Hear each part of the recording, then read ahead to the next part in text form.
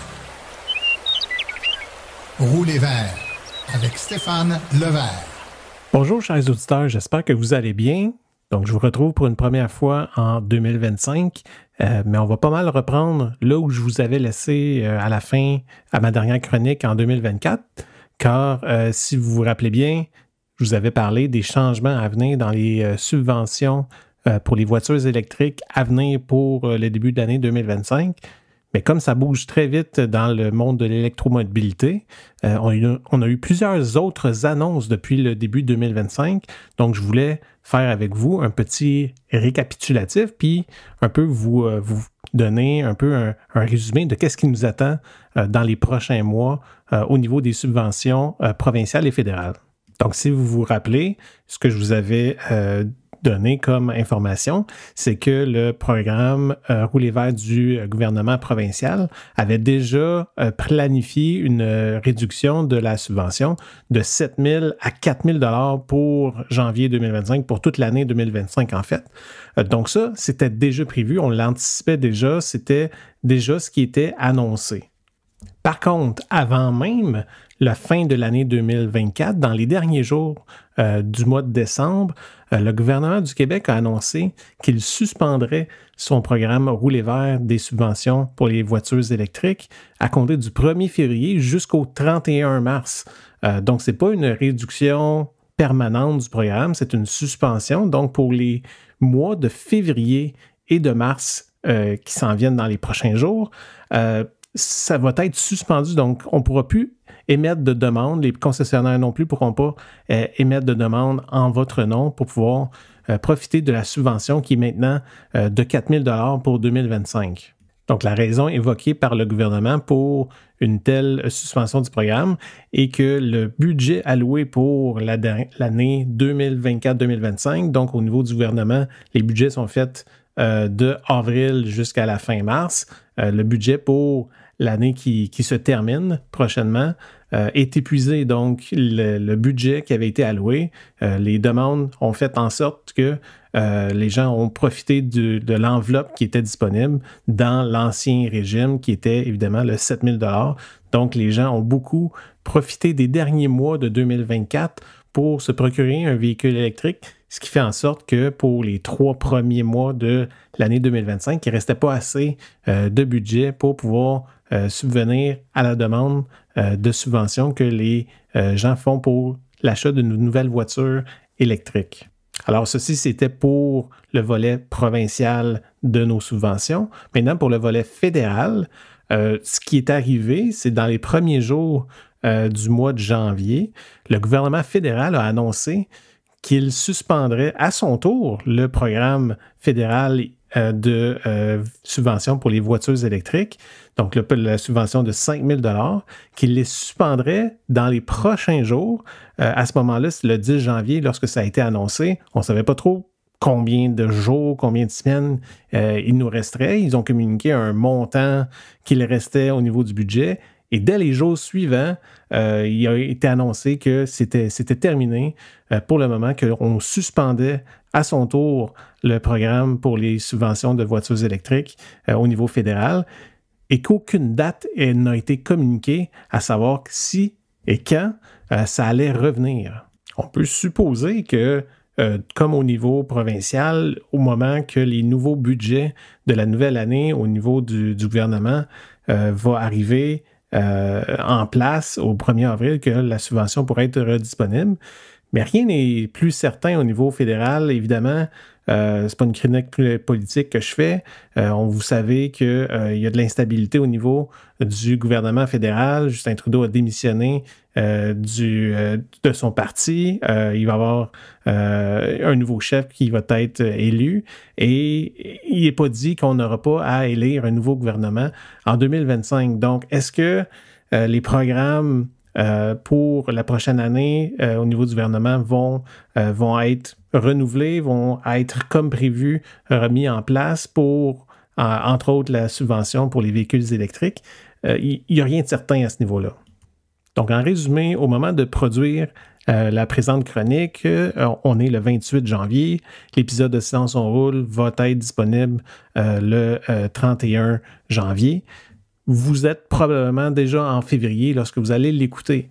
Donc, qu'est-ce qui se passe actuellement? Donc, actuellement, pour le mois de février et pour le mois de mars, les deux subventions, en fait, sont suspendues. Donc, il y a 0 $ de subvention disponible si vous achetez et prenez livraison de votre voiture électrique pendant ces 2 mois-là. Ce qui est certain, c'est que la subvention provinciale sera réactivée le 1er avril. Donc, 4 000 $ de subvention va revenir disponible pour les acheteurs québécois.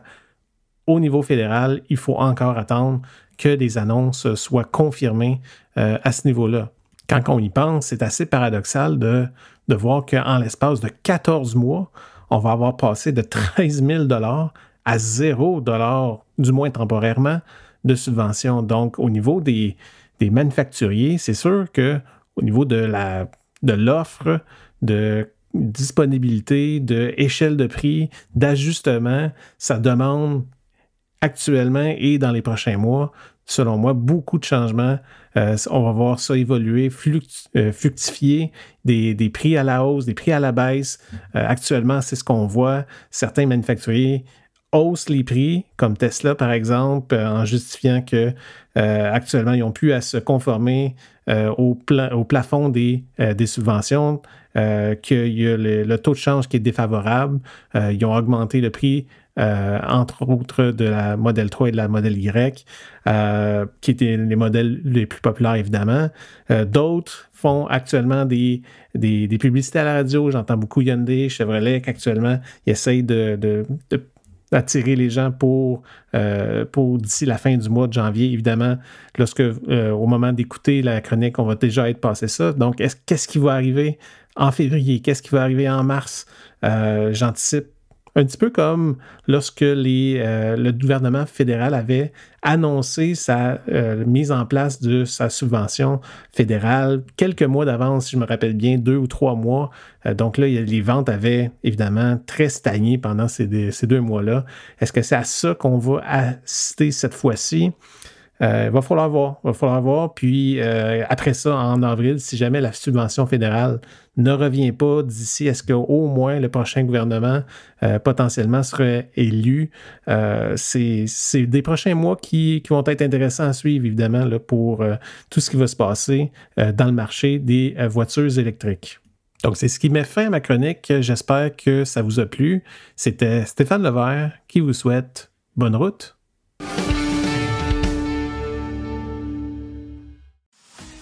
Voici les événements à venir dans les prochaines semaines dans le monde de l'électromobilité. Le seul événement à court terme, c'est l'AVEC se recharge au Salon international de l'Auto de Québec du 3 au 9 mars au Centre des foires de Québec. 250 boulevard Wilfrid Hamel, édifice E. Il y aura des essais routiers, les véhicules seront en démonstration et kiosques d'information. Au niveau des conférences, j'aurai plusieurs conférences à venir dans les prochaines semaines, prochains mois. Le 10 février à 18h à Brossard, une conférence au Club Richelieu de Saint-Lambert, c'est au 7850 boulevard Tachereau. Le 20 février 2025 à 19h à Saint-Rémy à la bibliothèque municipale. Le 13 mars 2025 à 19h30 à la salle Evelyne Meloche au rez-de-chaussée de l'hôtel de ville de Saint-Louis-de-Gonzague. Le 18 mars à la bibliothèque Vendée au 1800 rue du Village à Amherst. Le 30 mars à Beaconsfield à la bibliothèque municipale. Le 8 avril à Sherbrooke, c'est une conférence privée pour l'AREC. Et ensuite, le 22 avril à Châteauguay à la bibliothèque sur la rue Maple.